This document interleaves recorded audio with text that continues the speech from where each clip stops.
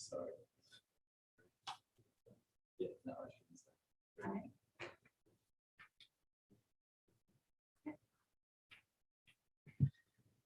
say. Welcome everyone to the Corporate Services Committee meeting of the 17th of June 2022. I'll call this meeting open at 9 a.m. If I could ask the director here, do we have any applications for attending video via video link? No, Mr. Chair, Neil. Thank you. Can I call for any apologies, please? Councillor Abbott is on leave at the moment, so she won't be attending. No other apologies received. Very good. I think I'll have to call. Do I need to call somebody to put a vote to that? Yeah, I'll leave that. I'll second that. Can we have disclosures of interest, please? Nil received. Nil received. And I see a fourth one, public participation. Do we have public participation in this? We don't. So we'll move on to the meeting, and I'll call Mr. Phelps for corporate 6.1 financial summary and investment report, please. Thank you, Mr. Chair. So what we'll do is we'll just quickly run through the summary reports and investment report. So if we move on to page 2 of the report, more or less provides a financial information summary there. Year to date, to the end of May, we're positive variance to budget at the moment of 1.45 million, which is in comparison to 4.58 million in the prior period up to the end of April, which included a lot of the financial assistance grants in advance came into play. Overall, with the end of the year approaching, obviously we'll have a number of surrenders and votes being recognised in this month, and it's more or less been summarised in the financial budget variation report. Primarily, it's about moving a few more capital projects into deferrals and restricted asset balances flowing through into the next year's Depop. Overall, so we'll just look at the main variations in regards to the financial position of the council at the moment. Revenue side of things, about $250,000 in front of budget, but there's a number of multiples that are affect this of ups and downs. So we'll quickly go through the main contributors to the 250,000, which is only 0.04% of overall revenue to the end of May. Children's services is lower by about 400,000. Still the effects of COVID and the ECT staff vacancies. So we've put a bit of a vote in there just to bring that back into alignment. Government place revenues down by about 81,000. The facility maintained mainly 2 vacancies for an extended period of time. One's recently been actually filled, and I've heard 2 days ago that the other one's been filled. So we are now fully tenanted at that facility. So hopefully we'll be starting to get in front. That's three. No, you go. Sorry, Mr. Phelps. That's great news. That's good to hear. I was just curious about the child services revenue. 400's a lot. What's our projections going forward, and how are we coming out of COVID and our employment numbers down there, and what do you foresee there? Overall, the forward budgets going forward is pretty conservative. The main driver of that is the child entitlements in family daycare, which is about 150,000 of it, 150 to 160,000, and that's effectively in and out. So you'll see down further where we've got a few savings in child services. We are actually getting waivers for an ECT teacher over there, which we're very positive about getting that waiver. So we should have the ECT position filled. So the demand is there for children. So hopefully moving forward, we'll be able to hit the budget marks. Terrific, thanks. Just through you, Mr. Chair, when was the last time Government Place was full? That would be during probably the 2021 year. Lovely. So it's been a long period of time. Well done. Yeah. Yeah. So it's more or less a very a long and arduous task to try and put people into the facility, especially with COVID around. So that also affected. Moving down further there, we've got sale yards revenue of 129. $100,000 is a bit lower. Obviously, the lower throughput earlier in the year has affected that revenue stream. However, in the last month, the increase in the average throughput numbers has been evident. So we're starting to get a few more cattle coming through the Yeah, yards. May was pretty good. I think 4,300 through the yard in May, which was pretty, there was 5 Tuesdays in May, so that's skewing it a bit in special sales, but pretty good result for May. Waste management revenues up by about 130, got higher scrap metal sales coming through, which has been great. So that's just gone back into its reserves. Library grant funding received. So the state libraries provided their funding towards the relocation of the Scone Library down into Campbell's Corner. So we've got that in advance. The next 3 are in regards to next 4 in regards to the airport. So the airport operational is down by about 130K, lower landing fees than expected, but we've got still a bit of timing issue with our invoicing. So we've got another month's worth of invoicing to go in for that. The grant funding is up a little bit, which is good. So we've progressed that solidly. We have got some milestone payments came through from some of our grant funding bodies, and it's slightly ahead of budget from that angle by about 160,000. The Warbirds over Scone revenue is down by about 400. So obviously we know the inclement weather had an effect on our ticket sales there. That event's been reviewed and the report's going to council in regards to that event that was held. The Hunter Warbirds Aviation Centre revenue is down by about 280, lower than expected traffic coming through. Reviews being done at the moment. We're looking at ticket sales at the moment and everything coming through our ticketing software, which has been a little bit lower than anticipated. A report will go back through to councillors. Just on 2 things there, Mr. Phelps. How are we going with the invoicing on the landing fees? How are we progressing there? That seems to be a long-running issue. Yeah, it's a bit of a resourcing issue. We're going through a process of matching the data we receive externally to the what we've been invoicing, and we're just doing a bit of a matching up. We are fairly under-resourced in business services, but that's something we need to fix up by June. By June 30. If we don't get it done by June 30, we can still accrue that income back into the financial year. So we'll still be captured in the correct financial year. Okay, thank you, Director. Just on the Hunter Warbirds Aviation Museum, have we opened up the cafe area and the conference area to outside business yet? Where are we up to with that? The conference area, we're still waiting on the furnishings. We do have the option of hiring stuff in. So if people do want to hire it, we can hire the furnishing in. But we are placing an order for furniture for that facility.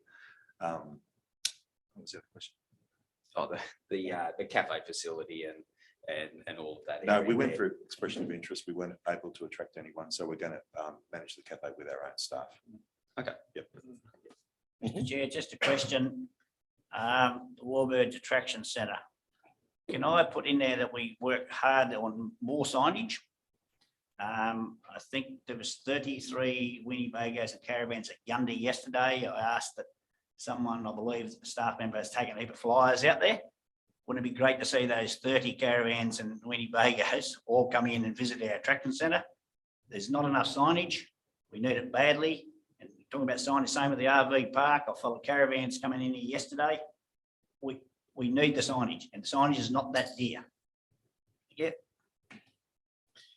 Yes, thank you, councillor. We'll take that on notice and provide a response back in regards to the signage once that's been put into place.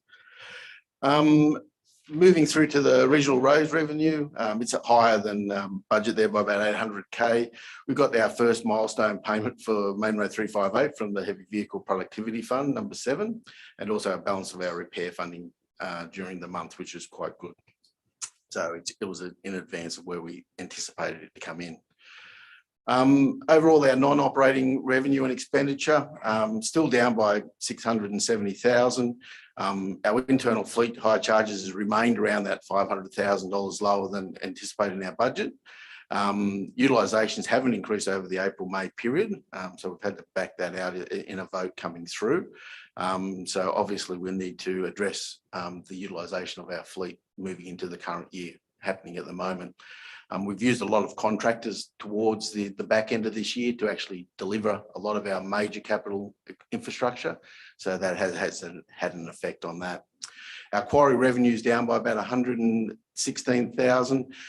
Obviously, with a reduction in our gravel movements from our pits in the last five months, there's been limited gravel removed from the queue, and because we've got a DA in place at the moment being approved. So it's had a minor effect on the gravel outtake from the queue, which is our main gravel source pit. Moving to operating expenditure. Overall, we're nearly smack on budget there, only 36,000 out. Children's services costs, as I mentioned earlier, with the revenue going down, obviously our costs have also gone down. So with our reduced staffing for the number of children in the facility, and also the childcare payments coming through from the family daycare. The government place hostels costs are higher by 320. As raised earlier in previous meetings, it's the employment and the difficulties of our vacancies and rosterings. We should start seeing some of the benefits from our consultants that we got in there to actually reassess a number of our residents. So we should see that entitlement start to increase and move into the next financial year. Sporting grounds and venues operating costs are higher by about 105. In the last couple of months, our service levels have increased or required to increase just to bring on tap the winter sports. So that'll probably ease back coming through to the end of June. Aerodrome operational costs are higher by just over 100,000. So the higher costs have been with staffing costs. So we're currently finalising a review of the cost of the operations and everything at the facility itself. Warbirds over Scone events are higher by about just under 70,000. Final costs are just being received, and a report will be provided to council in June in regards to that event. Hunter Warbirds with lower revenue, obviously we have lower costs as well, so that's a bit of an offsetter. And we're just going through doing a final review on that, the costs and operations coming through as well. Bridge maintenance is lower by about 105. We've only had minor maintenance done at this point in time on the majority of our bridges. Allen Bridge invoicing came in June. So we've done the repairs in regards to Allen Bridge. So that maintenance will increase coming through. Can I just ask you an infrastructure question on Allen Bridge? Have we got money to paint it? Because I drove over it yesterday and it's very structurally correct, but it's very unpainted. Probably what we'll need to do is we have to look at the heritage side of it as well, obviously being a heritage bridge. So we can take it on notice and see whether or not we can actually put some money into the painting of that facility. Congratulations, Mr. Chair. You just spent $500,000. So ultimately there is money in the bridge maintenance bucket. So obviously we can definitely look at that. So I'll take that on notice and come back with a response. New South Wales state roads costs are higher by about 280,000 here. So we've had a fair bit of increased work along the Golden Highway, which has been great. And that'll be recovered in our invoicing into June, which is quite good. The main mover, obviously, as it is with every month, is the capital works program. So at the moment, we're about $1.8 million underspent in our capital works projects to the end of May. Sorry. Just to highlight some of the major ones that are coming through and the position of where they sit coming to the year end. Campbell's Corners compliance works is lower by about 99K. Work scope is progressing with the fire, looking at the fire suppressions and so forth down there. Yeah, we've done the plans, but we're finding it difficult to find contractors to come and do the fireworks. So if we're not successful, that's possibly going to be moved back out into next financial year. The Emergency Operations Centre fit out, it's low by about 150,000. Projects continuing. Deferrals that is going to be required into the 22-23 year due to the time lag and delivery of a lot of the project's main items. So obviously it's a bit of a tyranny with getting equipment into the facility here. Cameron's Bridge is lower by about 167 at this point in time. It's nearing completion. Possible deferral of the road approaches work to be finalised in July. So it might just roll over with a bit of whip. It won't be a lot of money being rolled over, but there could be a slight rollover into July 22. Footpath projects are lower by just under 200,000. They're currently behind schedule, but the contract is now on site and they're expecting to have that completed by year end. So that will be good. Main Road 105 Beltrees Hill project is going up to the top of the hill. Is over budget at the moment by about 116. So it's nearing completion. And the cost overruns are currently being reviewed. So we're going through that process. Through Mr. Chair, Mr. Phelps, I'd hope you're going to come back there and say that pricing of the culverts and the pricing of et cetera have gone up, not so much the construction work. Yes. So obviously with the Cameron's Bridge, you're speaking of, councillor? No, Nope. Main Road 105. Oh, 105? Yeah. With a lot of our projects that we put into our budgets back in June last year, there was no expectation of the massive hike in material costs. So that has caused a lot of issues with a lot of our budget items coming through for a lot of our road projects, especially. Bundan Road upgrades lower by about $1.3 million at this point in time. So the contractor has finished all his work out there. It's just waiting on getting a major invoice coming in, and that will be received in June, that invoice. So finalisation of the ceiling work is actually being done at this point in time. Local roads heavy patch programs lower by about 250. We're just reviewing all our costs coming in there. There's a lot of costs that have gone into maintenance that we've located. So we'll be doing a possible reallocation back into the heavy patch program there. Ringwood Road higher by about 270,000. Obviously this project's ahead of schedule, which is quite good, but there's a bit of a cost overrun, and it's a similar scenario with regards to materials and everything. So we're just reviewing that cost overrun. Aberdeen Public School, we're doing a lot of work down there just to make it safer around the school. So that's lower by about 300,000. The project's behind schedule at this point in time. With about 40% of the full project to be deferred until the 22-23 year, to be completed during the July school holidays. So Transport I spoke to Transport for New South Wales, and they've advised that there's a lot of councils pushing it back into July. So there's a lot of those programs that will be moved into the future budget coming forward. The water supply mains renewals and extensions is higher by about 140,000, and its project's progressing ahead of schedule at this point in time, which is great. So as you can see there, $1.45 million positive variance to budget on the bottom line. Overall, our budget positions sort of like stayed status quo. Bank funds and investment report, which goes over to page 6.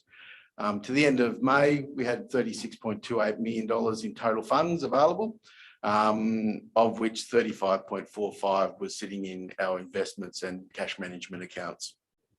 So there's a schedule identifying those investments as we come through.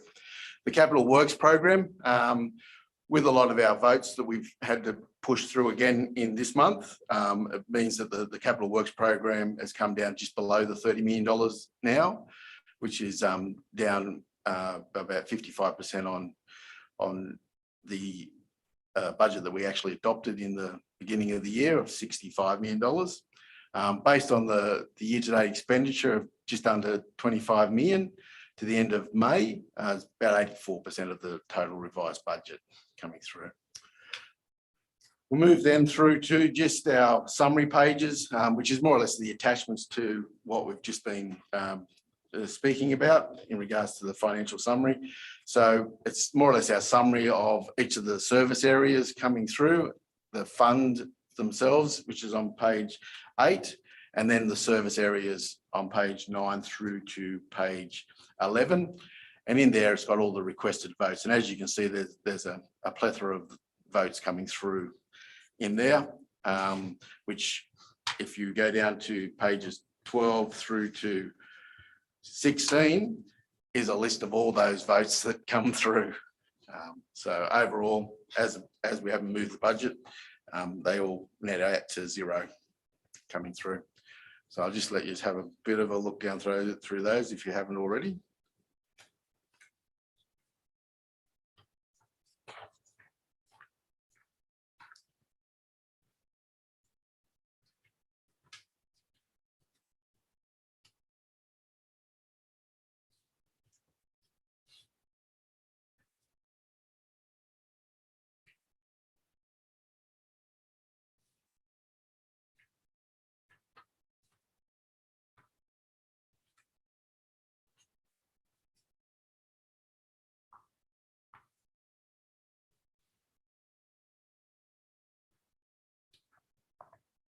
Any questions in regards to those votes?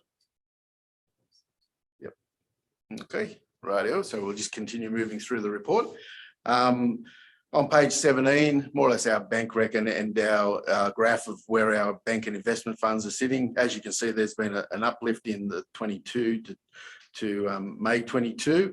We received the final portion of our funds from the initial Main Road 358. So they closed out that initial heavy vehicle productivity funding. So we end up getting an extra $2.1 million, which we'd already accounted for in our budgets going forward as a debtor.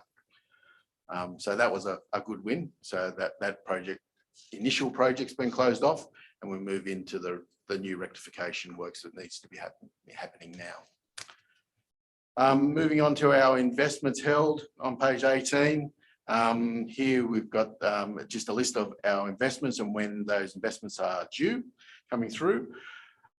As you can see, as you get down to the bottom of those investment table there, you can see we're starting to hit a lot more better rates. Obviously, with the increase in the interest rates, has been a massive kick for council.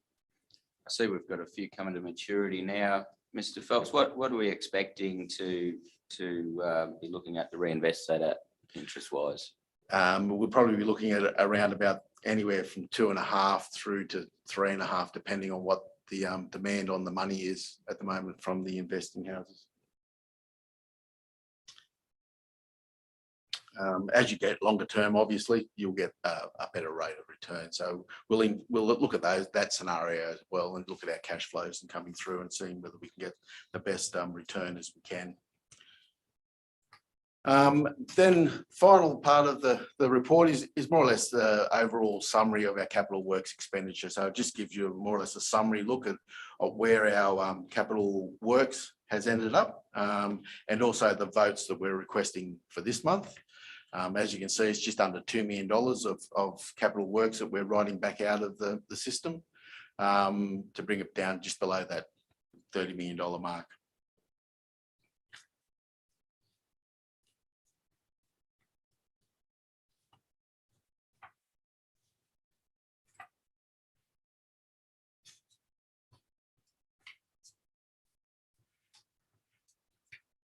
Any questions?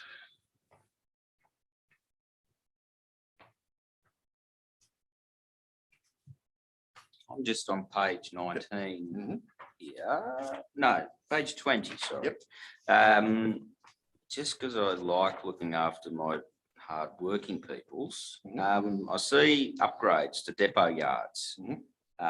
Quite underutilised. Are we going to look to be utilising that by the end of the financial year and making sure they got the best working conditions down there? Yep, through you, Mr. Chair. The 16,000 that we're moving out of there from the Scone Yard is actually going into fund bringing up to speed the Aberdeen Scout Hall, which is going to be used as more or less a crib room for our Aberdeen staff. So we're moving it down there to actually upgrade that. Awesome. Yeah. Right. And the Merriwar upgrade there was mainly around our fuel, our data fuel upgrade over there. But obviously we'll be looking at any maintenance or repairs over there that need to happen. We definitely do those coming through. Just on Aberdeen, how many staff have we got working over at Aberdeen? In the past, we've had possibly fewer than the works require. Just What's our program over there? Mainly in your around, capacity to know? yeah, through the chair, mainly around parks and gardens. So we've mainly got a couple of staff down there chugging away at our works, but we do have people or staff that go through there and actually do road projects as well. So obviously they come from Scone, go down there, do the road projects, and that's available for those staff as well to go to the crib room for their morning breaks. Okay, so that'll potentially take the pressure off us dragging crib caravan down Yep, there. correct, and the like. correct, That's a great 100%. idea. Yeah, that old hall was, it's not in great condition. We were looking at using it for a youth centre at one stage, but it was deemed not suitable. Thank you. It's all right.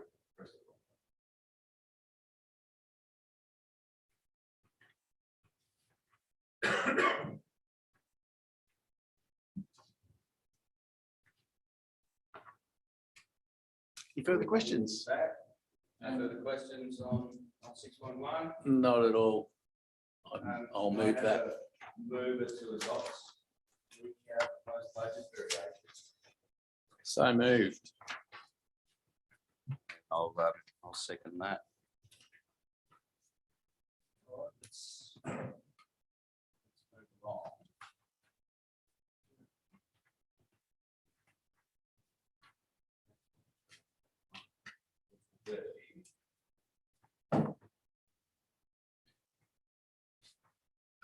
Page 31, Mr. Chair. Yeah, just the responses to previous questions. All right, we have responses to previous questions. If we could just note that, if everybody's happy with those. I'll move it for notation. Second that.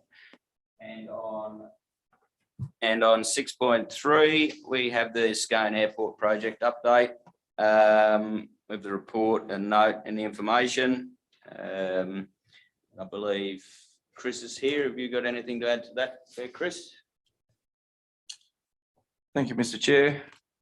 I don't have anything else to add to the report at the moment. I could go through some areas if anybody has any questions, but essentially the project is, the major works are winding up, and there's a tail end, as always in these projects, there's a tail end of things still to be completed over the next few months. I suppose I probably unfairly asked the director before about furniture and the like, and I probably should have moved that question to yourself.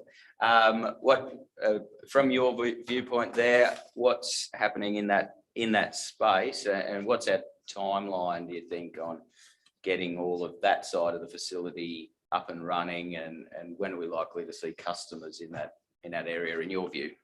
Through Mr. Chair, the amount of money that we have available to spend will, as far as the project goes, will depend on the amount of unspent money, like against other items. So I've got that listed in this report as remaining unallocated contingency of just under $46,000. So there are a few. There's the list of items are getting smaller and smaller now. Where more money will be available from underspend on some of those other items. But I've been talking to the director recently about that, and that, as far as the project goes, that will limit the amount of money that we have to spend on the furniture. Just on that, do we have is there an opportunity within the business itself to draw in resources in the form of furniture or other paraphernalia that might be useful in there to get that up and going? And obviously with the budget constraints, perhaps we can upgrade as we move along through further budgets? Yes, through you. The furniture would need to come from the capital budget. There isn't any surplus in the operational funds at the moment, as we've noted. It's a little bit slow in the uptake. Chris and I have been talking about things that potentially we don't need to do, like the amount of $50,000, which we were discussing yesterday. So my view is that we need to get on and order the furniture, because part of the business model is leasing out that conference space at least once a month. So if you don't have the furniture there, it's a false economy because you need to generate the income. So I think we need to order the furniture as soon as possible.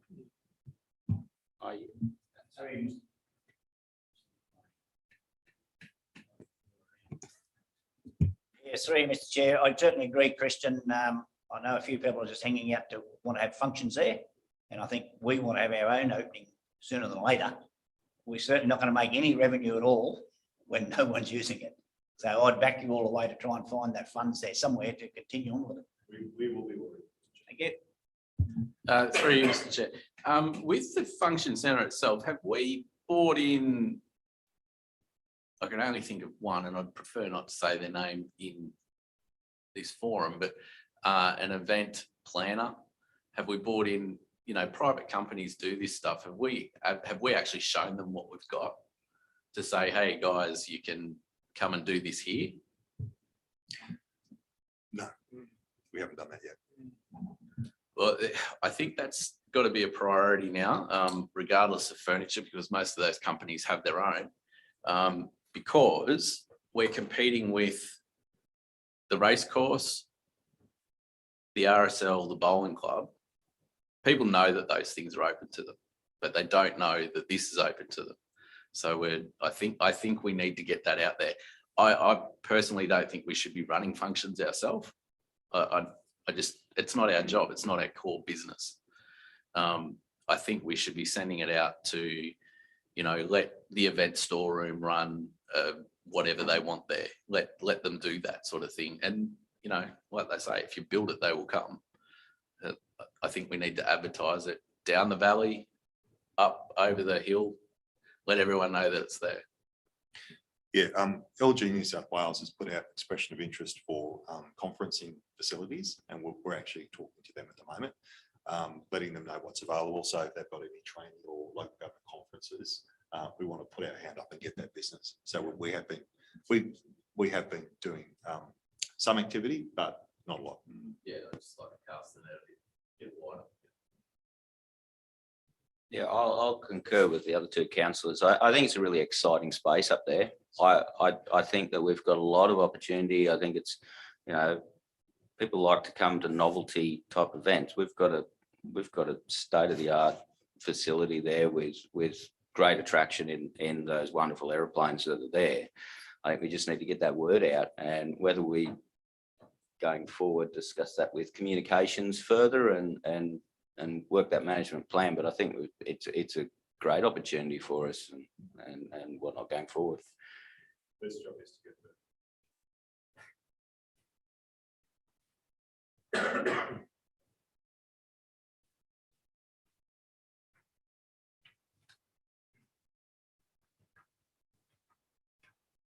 Yeah, just while we're on the matrix on page 33, Chris and I had a bit of discussion about you know, the rating for the scheduled program.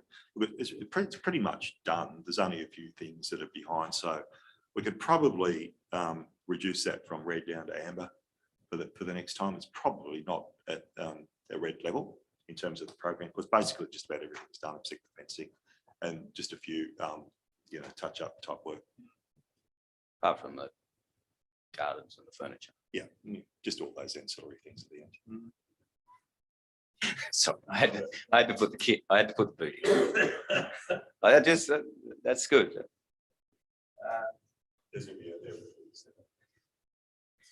All right, very good. Have we got any more questions on the airport, or any more comment from staff or councillors? I will move that the council receive the report and note the information. That's terrific. I'll second that.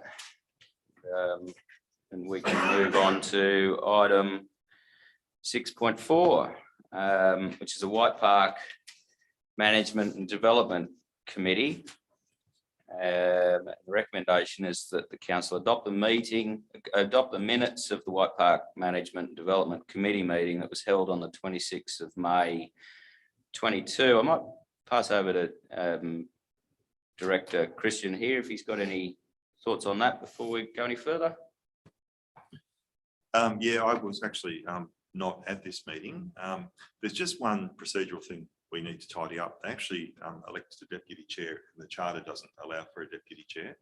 So I'm probably proposing that we move to amend the charter to allow for a deputy chair. A lot of our committees do. Look, the staff at the time just thought it was just an oversight. Look, no harm done particularly, but I just think just to tidy things up, we can probably move to have a deputy added to the charter if the committee is comfortable with that. Councillor Burns? It's up to council when it goes back to council. Yeah, look, I can't actually think of another committee that has one, but if they want one, they can The have one. sale yards does.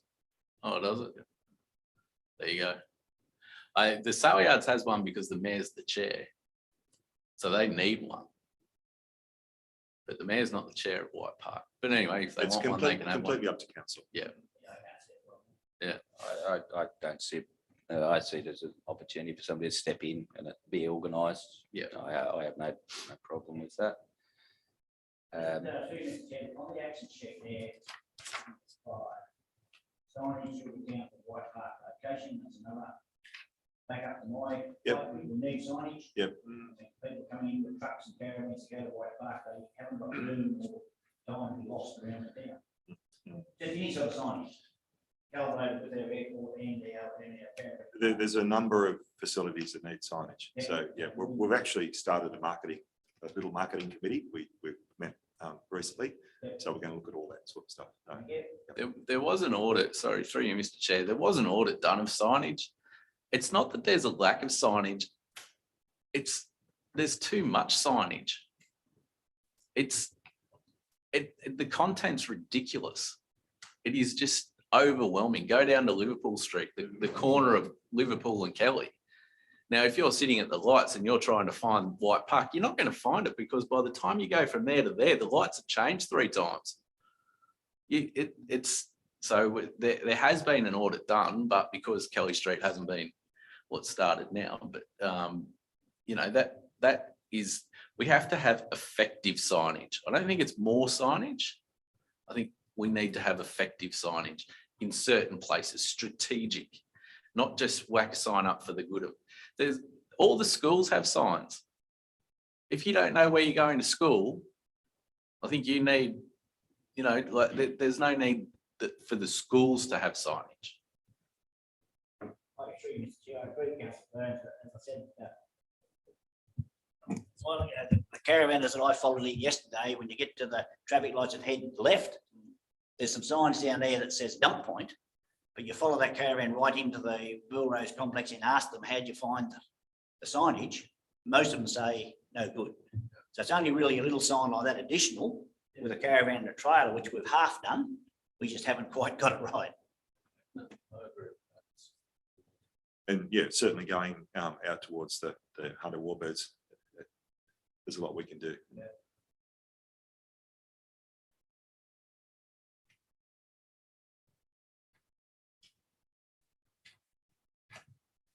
All right, I'll certainly concur with signage. I've had my ear chewed on a few signage issues, golf course being one of them. And I think there's an opportunity for those. I think all of our new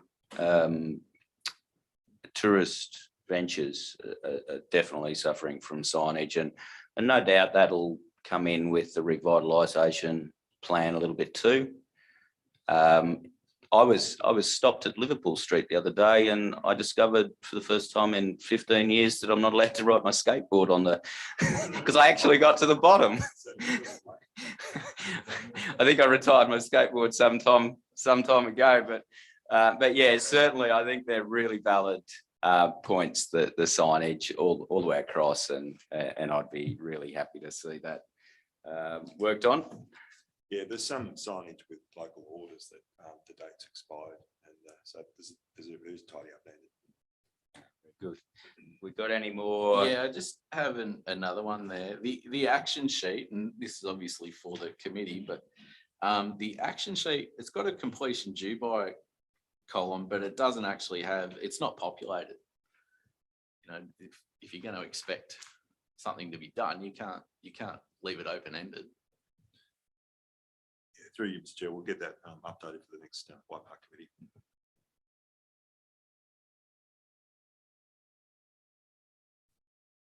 I'll move it.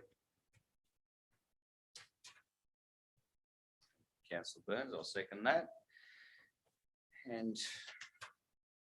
we'll move on to, I think that's the conclusion of our meeting. Thank you for attending, and I'll call the meeting closed at 9:40. Thank you all. Thank you.